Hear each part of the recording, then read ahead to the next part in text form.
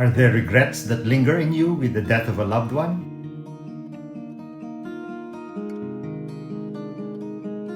A man had a little daughter, an only and much beloved child. He lived for her. She was his life.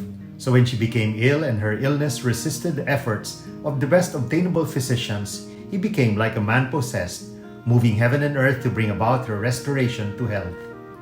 His best efforts proved unavailing and the child died. The father was totally irreconcilable. He became a bitter recluse, shutting himself away from his many friends and refusing every activity that might restore his poise and bring him back to his normal self. But one night he had a dream. He was in heaven and was witnessing a grand pageant of all the little child angels. They were marching in an apparently endless line past the great white throne. Every white-robed angelic thought carried a candle. He noticed that one child's candle was not lighted.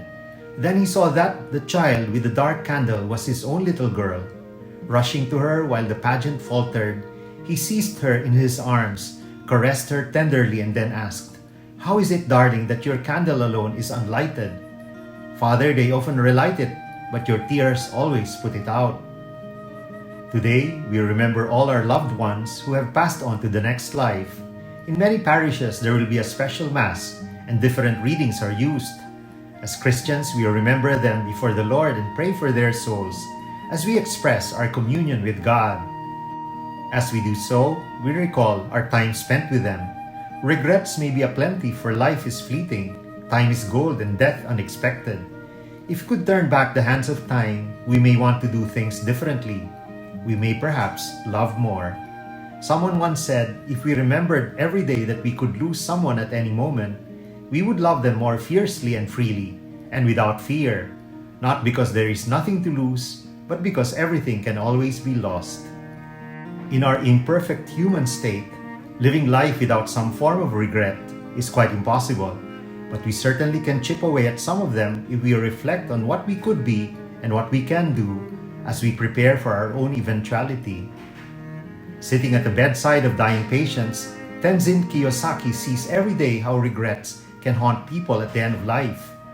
The former Buddhist nun works as an interfaith hospice chaplain for Torrance Memorial Medical Center in the South Bay area of Los Angeles, tending to the spiritual and emotional needs of people who have less than 6 months to live and listening to their concerns. When her brother, Rich Dad Poor Dad, author Robert Kiyosaki, asked her what the dying talk about, she mentioned some of the common concerns she heard over and over. Kiyosaki shares them in her new book, The 3 Regrets, Inspirational Stories and Practical Advice for Love and Forgiveness at Life's End. The 3 recurring themes are: first, I did not live my life of dreams. Second, I did not share my love. And third, I did not forgive. It is our relationship with God that keeps us hopeful that our loved ones can and will march with lighted candles in front of His throne. We devote this time today to reflect and pray that the Lord will bring them into the fullness of His risen life. We also pray for ourselves as we recognize that our useless tears can snuff out the life in us. Instead of moping and languishing in our grief, let us offer such to God for all those souls in purgatory and the living who still need our care and our love. Let us listen to this beautiful song written and composed by Arnel Santos and arranged and sung by Gabby Ocampo. May this be also our prayer today.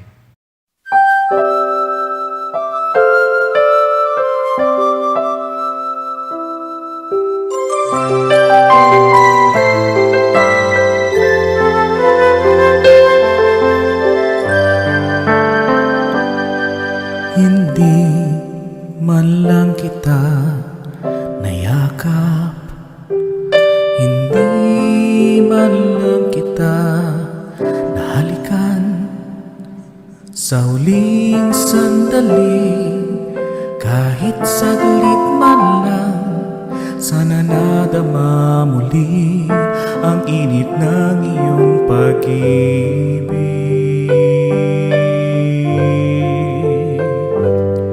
Minsan naaalala ka, ibinubulong ng puso ang pangalan mo. Pagtakay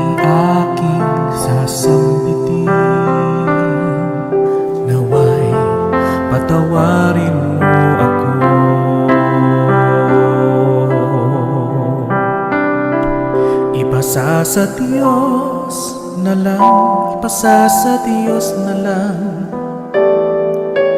ang ating muling pagkikita.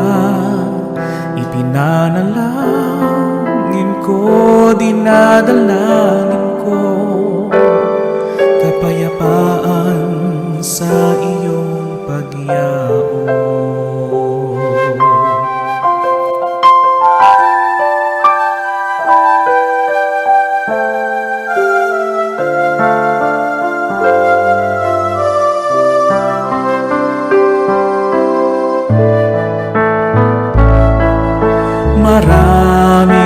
Maraming salamat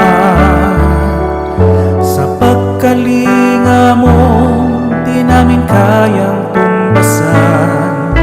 Kaya kahit nasa iyong pagyao, mamamalagi ka sa puso ko.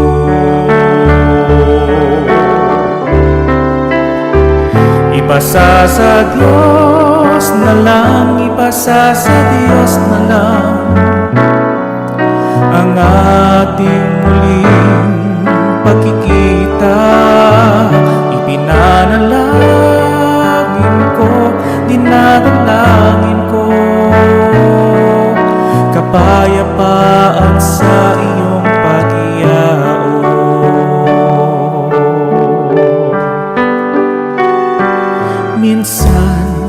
Minsan naaalala ka, ibinubulong ng puso ang pangalan mo.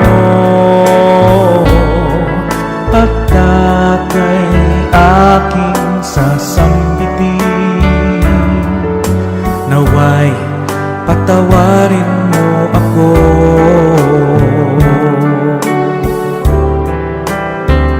Ipasa sa Diyos na lang, ipasa sa Diyos na lang ang ating muling pagkikita. Ipinanalangin ko, dinadalangin ko kapayapaan sa iyong pagyao. Sa'yo namin natutunan masarap mabuhay kahit mahirap lang. Ipasa sa Diyos na lang, ipasa sa Diyos na lang ang ating muling pagkikita. Ipinanalangin ko, dinadalangin ko kapayapaan sa iyong pagyao.